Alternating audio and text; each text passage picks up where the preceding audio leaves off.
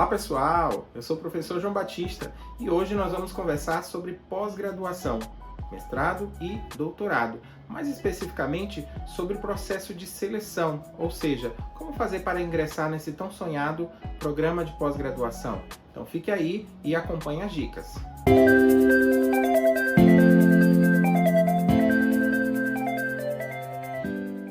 Mas antes da gente iniciar a nossa conversa, eu te pergunto, você já se inscreveu no canal? Não? Então faça isso agora. Aproveite também para dar um like nesse vídeo, assim você vai ajudar com que esse canal cresça cada vez mais e que essas informações cheguem a cada vez mais pessoas que necessitam dela. Vamos então entender como é que é o processo de seleção do mestrado e doutorado. Vou trazer aqui algumas dicas e estratégias que podem ajudar na sua aprovação. Então, primeiramente, o que é a pós-graduação stricto sensu? Então, ela confere um grau acadêmico, o grau de mestre ou grau de doutor, dependendo do curso que você estiver realizando. Então, é uma etapa de formação do pesquisador. Então, ela te habilita para a docência, mas o grande propósito da pós-graduação é te formar pesquisador.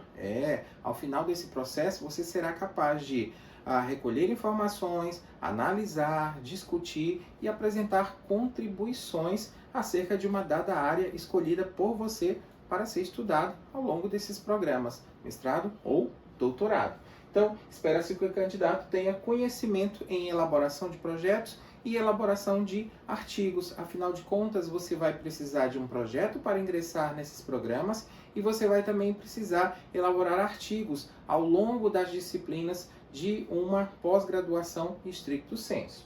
Então, que você seja capaz também de explicar a sua proposta, para que ela seja avaliada por um possível orientador.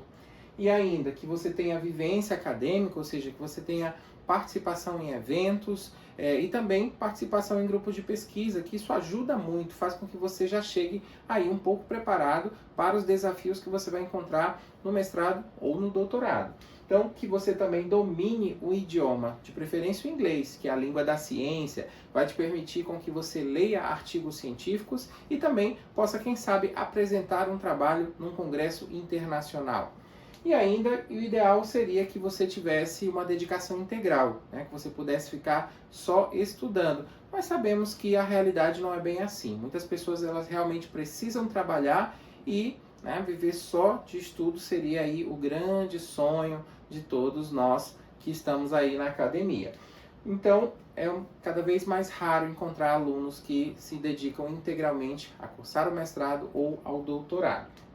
Então, a primeira etapa para que você seja bem-sucedido no processo de seleção ao mestrado é compreender o edital. Então, o meu conselho é que você baixe esse edital, leia e já anote todos os requisitos necessários para o ingresso. Então, quais são as regras? Vai estar tudo lá estabelecido nas cláusulas desse edital, bem como as linhas de pesquisa que o programa abrange. Você também pode encontrar essa informação no site, quais são os orientadores e principalmente aqueles orientadores que estão ofertando vagas naquele semestre, quais são as etapas, lá vai estar muito bem descrito, juntamente com as datas em que cada uma das etapas vão acontecer, e geralmente são prova escrita, análise do projeto, entrevista e análise curricular. Pode ser que uma universidade não tenha prova escrita para aquele programa específico, tenha só projeto, entrevista e currículo. Pode ser que tenha prova escrita e não tenha análise curricular. Então, cada instituição ela vai delimitar o seu formato de ingresso de alunos. Então, fique atento ao edital, que lá vai conter todas as regras e todas as etapas. E há cotas específicas? Sim, é uma lei, Então, existem cotas em todos os processos seletivos, então fique atento aí para ver se você não se encaixa em uma dessas cotas.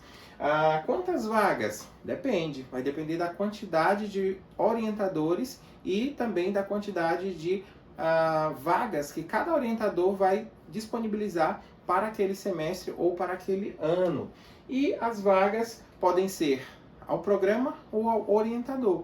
Então, você pode concorrer a uma vaga do programa e ser mais fácil de você ingressar, pelo fato de você ter tirado uma nota boa, ou às vezes não tem essa possibilidade, você concorre para as vagas do orientador. E aí aquele orientador que tem maior demanda, ele termina sendo mais concorrido e vai exigir com que você tenha uma nota superior para que você seja selecionado para aquele orientador específico, tá? E a bibliografia recomendada, às vezes são indicados livros e às vezes são indicados artigos científicos. Então fique de olho nessas informações, porque o edital é a primeira etapa, compreender o que tem lá, o que é exigido, para que você não perca essa oportunidade. Bom, de posse das informações bem compreendidas sobre o edital, é momento de fazer a sua inscrição. Então, o que é exigido da inscrição de um programa de pós-graduação, mestrado ou doutorado? Então, eles podem te pedir a carteira de identidade, CPF, foto 3x4. Geralmente, agora, com essa tecnologia, os seletivos eles estão acontecendo, né, online, ou seja, você insere a documentação numa plataforma, o que facilita muito mais, tá? Então, o diploma, frente e verso, muitas pessoas esquecem de anexar o verso, e isso é importante também, tá? O histórico escolar, o currículo Lattes, caso você não tenha um currículo Lattes, pode acessar o nosso canal e lá tem um vídeo ensinando passo a passo como criar o seu currículo Lattes, tá? E que ele esteja atualizado e principalmente comprovado com o que vai pontuar nesse certame. No edital deve vir um anexo dizendo, né, caso tenha o processo de análise curricular, dizendo o que vai ser pontuado e anexe somente as informações solicitadas. Não anexe jamais algo que não vai ser pontuado, porque você vai estar perdendo tempo, tá?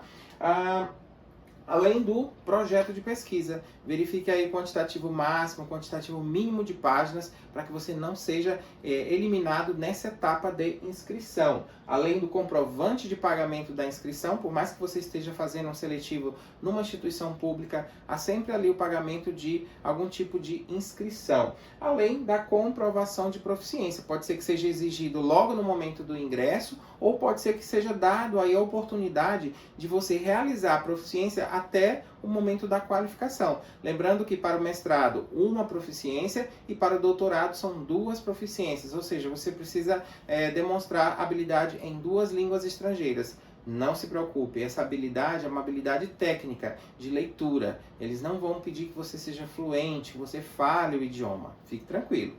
E a indicação de orientação. Então, pode ser também que o edital peça que você indique um possível orientador, primeira opção, segunda opção, para que eles já possam direcionar o seu projeto para aquele professor, tá? E aí é importante na escolha do orientador que você veja quais são as linhas que ele atua, quais os interesses, o número de vagas que ele disponibiliza, se ele é muito concorrido ou não, e também qual é a reputação desse professor. Ele é um professor que colabora, ajuda, orienta, ou é aquele professor mais severo, mais distante? Então, o mestrado e o doutorado são momentos aí em que o aluno ele se debruça num grande desafio de estudar temas por vezes desconhecidos, e aí isso tudo pode causar um certo estresse. Então, não vamos fazer dessa experiência negativa, né? Então, escolha alguém que realmente possa te ajudar, te apoiar nesse processo.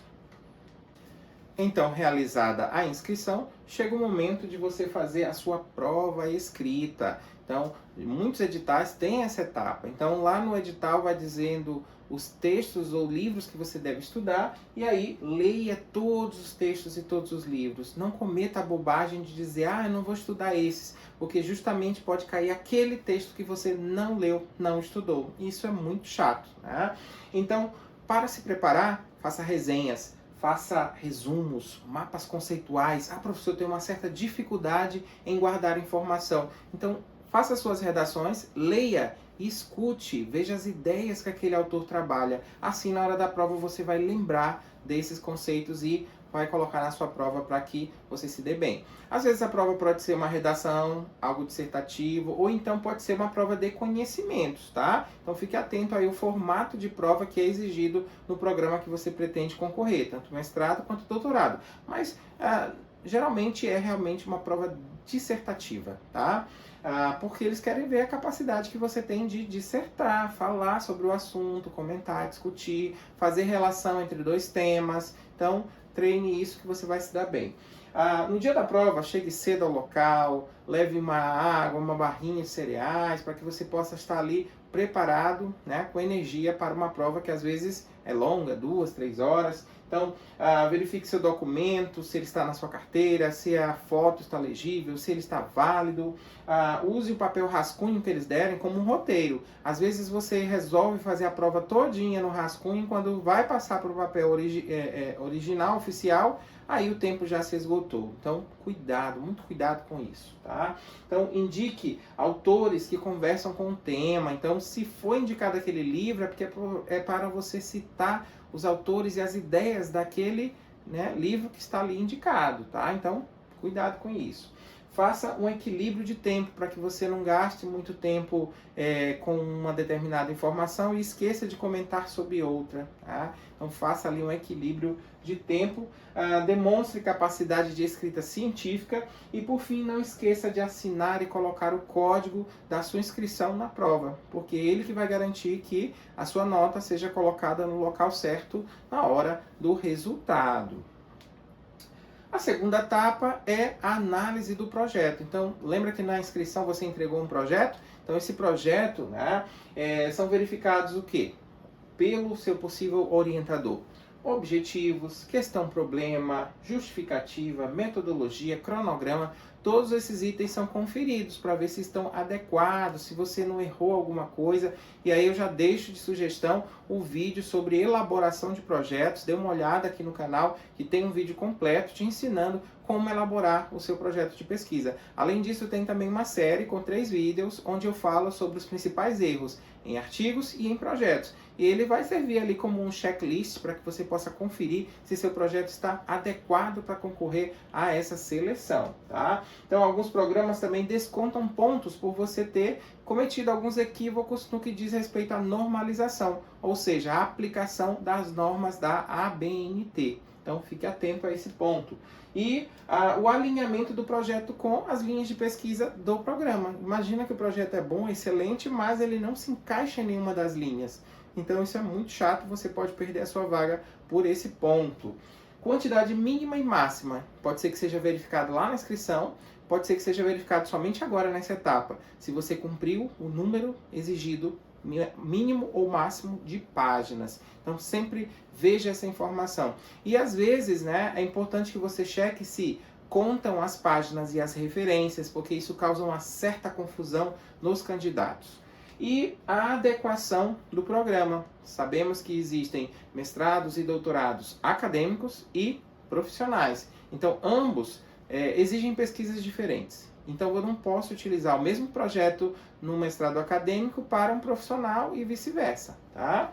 E o programa, ele é disciplinar ou interdisciplinar? Se ele for interdisciplinar, você vai precisar cruzar 2 ou 3 áreas. Então fique também bastante atento a isso, porque isso pode ser cobrado no momento aí do projeto ou da entrevista, né? Te perguntando como que teu projeto é interdisciplinar. E o doutorado, caso você já esteja nessa etapa, eles vão pedir que o seu projeto seja original, que ele traga uma contribuição nova. Então, é bem provável que ele te pergunte, sim, mas qual é a sua tese? O que vai ser de inovador feito aqui a partir desse projeto? Então tem essa resposta na ponta da língua e assim você vai ser bem sucedido, tá? Então essa contribuição ela pode ser resultado de um estudo inédito, pode ser uma teoria que você testou, avaliou e provou que realmente funciona, pode ser um produto, pode ser um serviço, podem ser muitas coisas, mas lembre-se que é algo original. E a terceira etapa é a entrevista. É o momento em que o seu possível orientador e mais 2 outros professores do programa vão te ouvir e você vai defender o seu projeto. Então esteja preparado, esteja calmo, por mais que esse seja um momento um pouco estressante, mas você precisa manter a calma, respirar fundo, falar bem e demonstrar que você tem segurança sobre o projeto que você escreveu. Então, a capacidade de articulação das ideias de maneira oral é o ponto central nesse processo de entrevista. E aí a explicação clara dos objetivos a serem atingidos, a questão problema, ou seja, o que você quer resolver com esse projeto, além da justificativa, porque é importante fazer esse projeto, e quais os passos que você vai percorrer para chegar na resposta, ou seja, qual a metodologia, além do cronograma que também precisa estar adequado a cada uma das etapas, o tempo de realização do seu projeto. E aí é interessante que você cite autores, né, que sejam da área, daquele tema que você escolheu, que esses autores você selecione publicações atuais. Isso tudo vai fazer uma diferença aí quando a banca estiver avaliando a qualidade do seu projeto.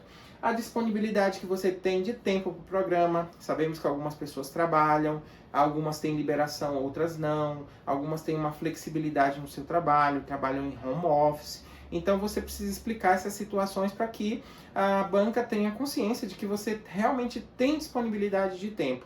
Imagina que aquela vaga está sendo perseguida, está sendo desejada por muitas pessoas. Então o programa precisa realmente selecionar os melhores candidatos e aqueles que vão ter condições de cumprir no tempo exato. 2 anos para o mestrado ou 4 para o doutorado, tá? E também a capacidade de realizar o programa com ou sem bolsas.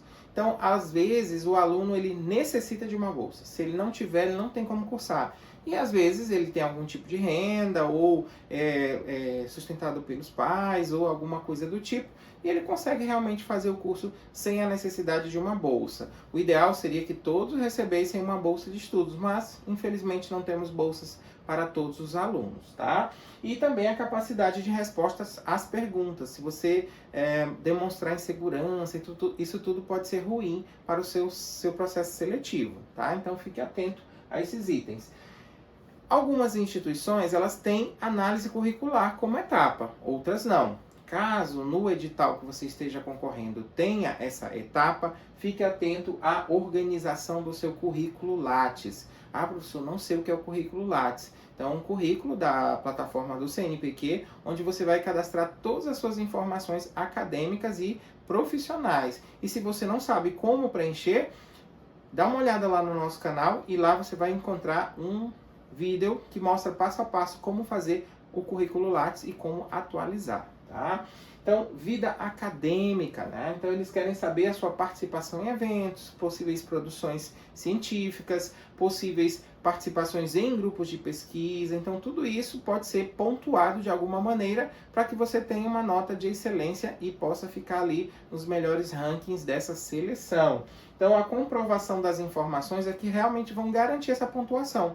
Não adianta eu colocar no meu currículo que eu tenho uma produção científica se eu não posso comprovar, se eu não posso trazer aquele artigo que foi publicado anteriormente. E ainda, né, atualize sempre o seu currículo Lattes e seja honesto. A honestidade, ela vai te abrir portas. Se você, porventura, mentir em alguma informação, isso pode cair de maneira negativa nesse seletivo, nesse certame. Bom, caso você não tenha êxito, não se preocupe, tá? Então solicite um recurso, veja o que você errou. Então seja humilde para admitir que talvez o projeto não esteja muito bom ou que você não tenha ido muito bem em alguma das etapas, ou na prova escrita, ou na entrevista. Então é importante saber o que você errou para que você possa melhorar numa futura tentativa. Às vezes as pessoas na primeira tentativa já desistem. Não desista nunca, tá? Então, faça cursos sobre elaboração de projetos, assista vídeos na internet. Se possível, se você estiver sentindo muita dificuldade, procure um professor, um amigo, uma mentoria que possa te auxiliar nesse processo. Faça disciplinas como aluno especial, também pode ser muito válido, né? Você cursar 1 ou 2 disciplinas do programa para verificar se realmente é aquele programa que você quer fazer, tá? E persista. Se tiver 1% de chance, tenha 99% de fé. Então, espero que essas dicas tenham sido úteis e caso você tenha alguma dúvida, pode colocar aqui nos comentários aqui desse vídeo que eu vou responder com todo carinho. Então, boa sorte e até o próximo vídeo. Tchau, tchau!